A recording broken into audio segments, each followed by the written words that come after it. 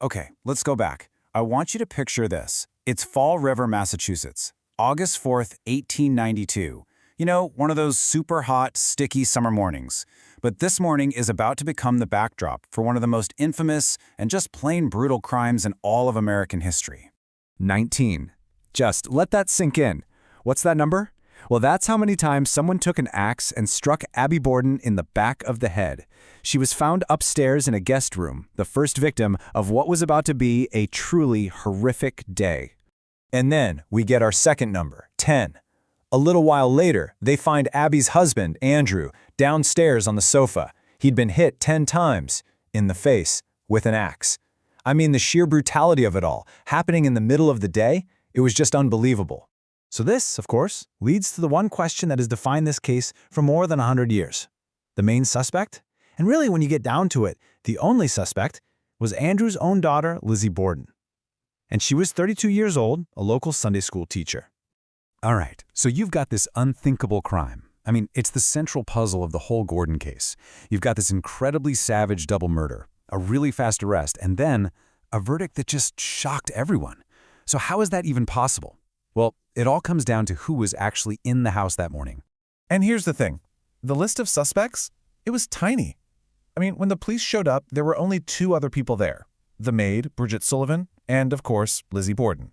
There was no sign of a break-in, nothing was stolen, so right away the police knew they were looking at someone on the inside. But to really get a handle on what might have gone down, we have to look at why. You know, you have to peel back the curtain on this seemingly proper New England family. Because underneath it all, there was a ton of resentment just simmering inside that house. And this is where things get really interesting. See, Andrew Borden was loaded. He was a bank president, owned a ton of property, one of the richest guys in the city. But, and this is a huge but, he was notoriously, almost ridiculously cheap. Think about it. They had no indoor plumbing. They lived in a bad part of town. He'd serve the meat that was days old just to save a few pennies. You can imagine for his daughters, Lizzie and Emma, this was just a constant source of bitterness. And then came the big one, the real catalyst. Right before the murders, the sisters found out that their father was getting ready to transfer a bunch of valuable property over to Abby's family. That's his second wife.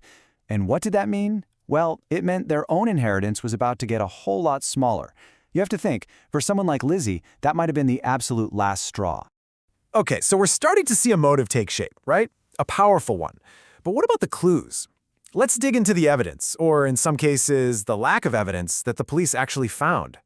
Now, the timeline here is absolutely key. Check this out. Abby is killed around 9 in the morning.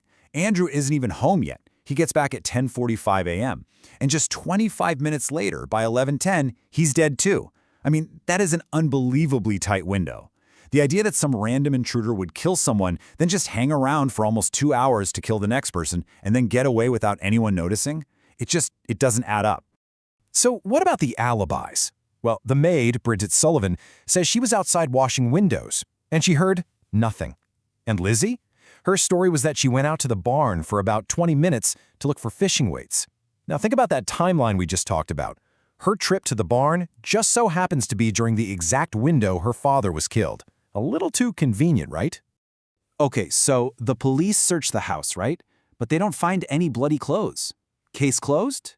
Not so fast, because 3 days later, a neighbor looks over and sees Lizzie burning a dress in the kitchen stove. Her excuse?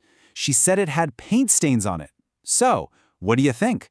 Was she just doing some house cleaning, or was she destroying the single most important piece of evidence in the case? And then there's the weapon itself. Down in the basement, the police find this hatchet.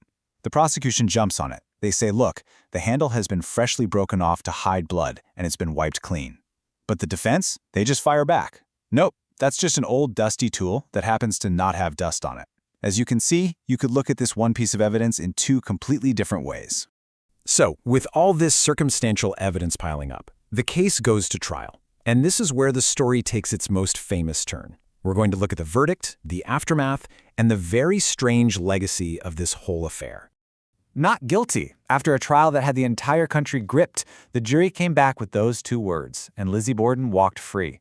Her defense team did an absolutely brilliant job. They painted her as this gentle, church-going woman who was heartbroken, and they just tore the police investigation to shreds, calling it incompetent.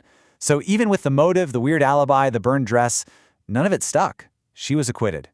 And get this, how long do you think it took the jury to make up their minds? 90 minutes. That's it, an hour and a half. I mean, that's an incredibly short amount of time. It tells you they weren't in there debating back and forth. Their minds were already made up. So why? Why were they so certain? Well, this quote really sums it up.